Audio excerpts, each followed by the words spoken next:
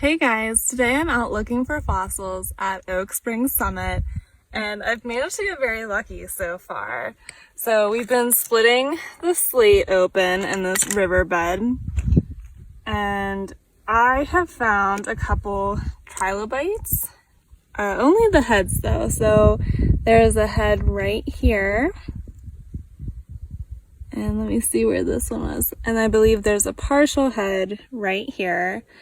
And these were a species of invertebrate that existed in the ocean millions and millions of years ago. And on several pieces of slate, I'm finding some sort of plant. But it's really awesome how much luck I have had so far at this site.